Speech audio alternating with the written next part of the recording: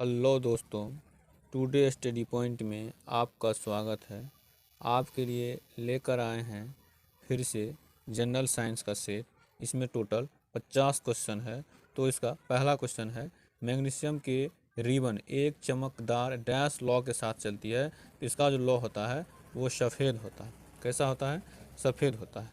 दूसरा क्वेश्चन है, डैश ने उत्प्रेरक के रूप में प्लेटिनम पर पहला अवलोकन किया था। यानी कि उत्प्रेरक के रूप में प्लेटिनम का प्रयोग सबसे पहले किसने किया था? तो इसका जवाब हो जाएगा डॉबेरिनेर। डॉबेरिनेर ने सबसे पहले उत्प्रेरक के रूप में प्लेटिनम का प्रयोग किया था। अगला 3 नंबर क्वेश्चन है, किस प्रकार का उत्तक नारियल का भूसी बनाता है? तो इसका जवाब हो जाएगा एस्केलेरे नेकाइमेटिस फाइबर। ये नारियल की भूसी बनाता है। अगला क्वेश्चन है 4 नंबर, ब्रॉन्ज के अवयव क्या होते हैं? तो ब्रॉन्ज के अवयव कॉपर और टीन होते हैं। कॉपर और टीन Cu+Sn होते हैं। अगला प्रश्न है 5 नंबर, 16 ग्राम ऑक्सीजन में ऑक्सीजन के कितने परमाणु होते हैं? तो 16 ग्राम ऑक्सीजन में ऑक्सीजन के 6.022 इंटू 10⁻23 परमाणु होते हैं। अगला क्वेश्चन है 6 नंबर, कार्बन डाइऑक्साइड में कार्बन की संयोजकता कितनी होती है? तो CO2 में कार्बन की संयोजकता 4 होती है। कितनी होती है?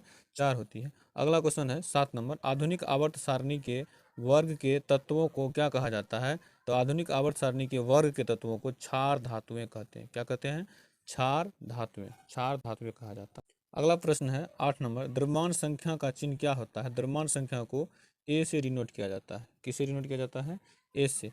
अगला क्वेश्चन है 9 नंबर, डैश विकास के सिद्धांत को में संबंधित है? तो चार्ल्स डार्विन। ये विकास के सिद्धांत से संबंधित है, चार्ल्स डार्विन। अगला क्वेश्चन है 10 नंबर, विद्युत परिपथ में डैश की गति से विद्युत धारा बनती है? तो इलेक्ट्रॉन की गति से विद्युत परिपथ में विद्युत धारा बनती है। यानी कि विद्युत परिपथ में विद्युत धारा जो बनती है वो इलेक्ट्रॉन की गति के कारण। 11 नंबर क्वेश्चन है, आवर्त सारणी के चौथे आवर्त में कितने तत्व है? तो चौथे आवर्त में 18 तत्व है। चौथे आवर्त में 18 तत्व है। अगला क्वेश्चन है 12 नंबर, जलीय अणुओं द्वारा आकर्षित होने वाले समूह को क्या कहा जाता है? तो जलीय अणु द्वारा आकर्षित होने वाले समूह को हाइड्रोफिलिक कहते हैं। क्या कहते हैं? हाइड्रोफिलिक। हाइड्रोफिलिक कहते हैं। अगला प्रश्न है 13 नंबर, किस व्यक्ति ने पोलियो का टीका को विकसित किया था? तो Jonas Edward Salk. Jonas Edward Salk ने पोलियो के टीके की खोज की थी। जोनास एडवर्ड सॉल्क के द्वारा पोलियो के टीके का खोज किया गया था। अगला प्रश्न है 14 नंबर, अल्फांसो किस फल की किस्म है? तो ये आप लोग सभी लोग जानते होंगे, अल्फांसो जो है ये आम के फलों के किस्म है। अल्फांसो किस फल की किस्म है? तो ये आम हो जाएगा, आम।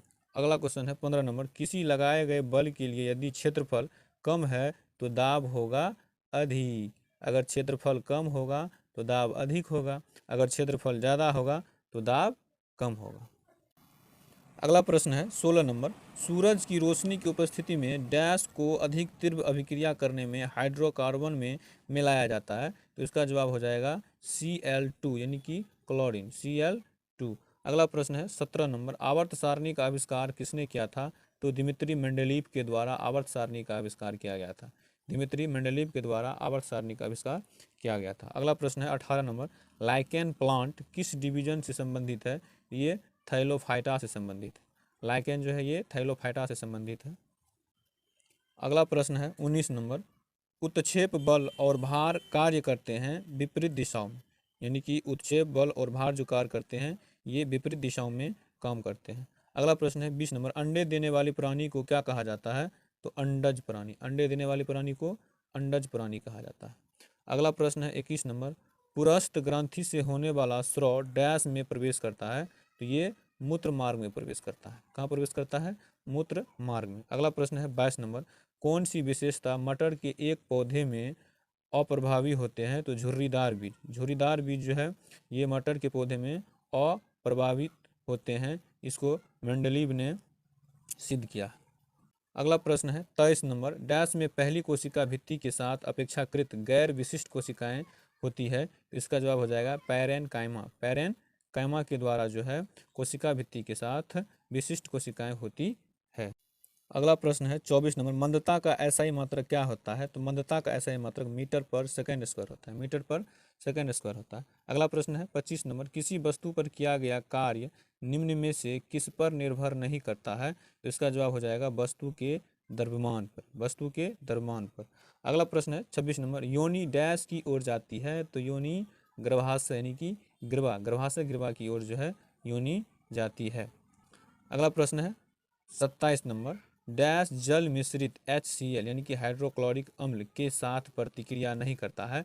तो कॉपर, कॉपर जो है HCl के साथ प्रतिक्रिया नहीं करेगी।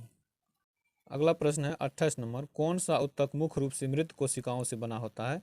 तो जाइलम, जाइलम जो है जाइलम मृत कोशिकाओं से बना हुआ उत्तक है। अगला प्रश्न है 29 नंबर, जी के SI मात्रक क्या होता है? तो जी का SI मात्रक मीटर पर सेकेंड स्क्वायर होता है, मीटर पर सेकेंड स्क्वायर होता है। अगला प्रश्न है 30 नंबर, गति स्थान समय संबंध का समीकरण क्या है? तो इसका समीकरण होगा -s बराबर ut प्लस हाफ AT²।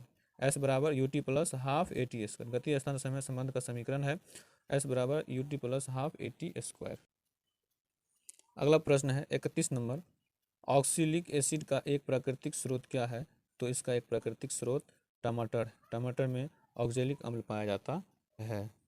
अगला प्रश्न है 32 नंबर, मुक्त रूप से गिरना संभव होता है केवल निर्वात में? यानी कि निर्वात में मुक्त रूप से आप गिर सकते हैं, मुक्त रूप से गिरना संभव होता है केवल निर्वात में। अगला प्रश्न है 33 नंबर, जब सोडियम सल्फेट समाधान बेरियम क्लोराइड के विलयन के साथ मिलाया जाता है तो बेरियम सल्फेट बनता है। क्या बनता है?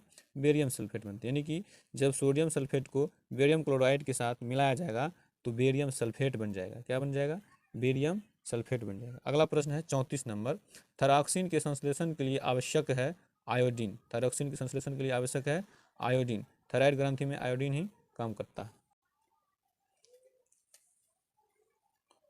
अगला प्रश्न है 35 नंबर, 35 नंबर प्रश्न है, ज्वाइंट पर हड्डी की सतह को डैश मुलायम करती है? तो कार्टिलेज, कार्टिलेज ज्वाइंट की सतह पर हड्डी को जो मुलायम करने का काम करता है वो कार्टिलेज काम करता है। अगला प्रश्न है 36 नंबर, सबसे हल्की धातु है लिथियम, सबसे हल्की धातु लिथियम, सबसे हल्की धातु लिथियम है। अगला प्रश्न है 37 नंबर, सीमेंट का मुख्य घटक क्या है? इसका मुख्य घटक SiO2 है, SiO2 सीमेंट का मुख्य घटक है। अगला प्रश्न है 38 नंबर, अलैंगिक प्रजनन होता है कम विकसित जानवरों और पौधों में? अलैंगिक प्रजनन किस में होता है? तो जो कम विकसित होते हैं जानवर और पौधा में। अगला प्रश्न है 39 नंबर, शीतल पेय में शामिल होती है कार्बोनिक एसिड, शीतल पेय में शामिल होती है कार्बोनिक एसिड, कार्बोनिक एसिड। अगला प्रश्न है 40 नंबर, किस गैस का उपयोग प्रदीप्त गैस के रूप में किया जाता है? तो प्रोपेन, प्रोपेन का उपयोग प्रदीप्त गैस के रूप में किया जाता है। अगला प्रश्न है 41 नंबर, पृथ्वी के आवरण में गैसों का साथ मिश्रण पिघले हुए पदार्थ क्या कहलाते हैं? तो ये मैग्मा कहलाता है। क्या कहलाता है? मैग्मा। अगला प्रश्न है 42 नंबर, ब्लीचिंग पाउडर में डैश ब्लीचिंग एजेंट विद्यमान होता है?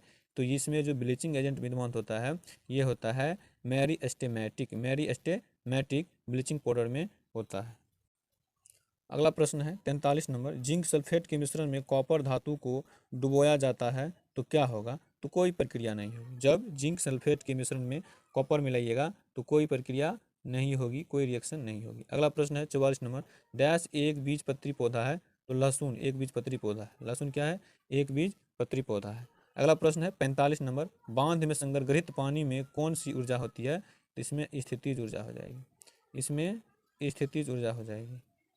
अगला प्रश्न है 46 नंबर, ध्वनि किस माध्यम में सबसे तेज यात्रा करती है? ध्वनि किस माध्यम में सबसे तेज यात्रा करती है? तो ठोस माध्यम में, ध्वनि ठोस माध्यम में सबसे ज़्यादा यात्रा। 47 नंबर, पृथ्वी की सतह के नीचे, सतह होगा, पृथ्वी की सतह के नीचे फंसी गर्मी को क्या कहते हैं? तो भूतापीय ऊर्जा। क्या कहते हैं? भूतापीय ऊर्जा। पृथ्वी की सतह के नीचे गर्मी को क्या कहते हैं? भूतापीय ऊर्जा। अगला प्रश्न है 48 नंबर, फ्लोरॉन किसका एक अपर रूप है? तो कार्बन का, कार्बन का अपर रूप है फ्लोरॉन।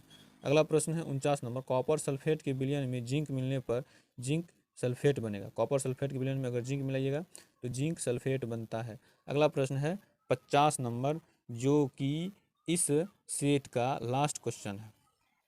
आगे आप चाहते हैं इसी तरह का वीडियो और बनाए तो वीडियो को लाइक कीजिए, सब्सक्राइब कीजिए और शेयर कीजिए ताकि हम इसी प्रकार का और वीडियो बनाते रहेंगे। लास्ट क्वेश्चन है 50 नंबर, हीरा की निरपेक्ष अपवर्तनांक कितना होता है? तो इसका अपवर्तनांक होता है 2.42। हीरा का अपवर्तनांक होता है 2.42। निरपेक्ष अपवर्तनांक हीरा का 2.42 होता है। इसी के साथ यह सेट समाप्त हुआ। तब तक के लिए जय हिंद।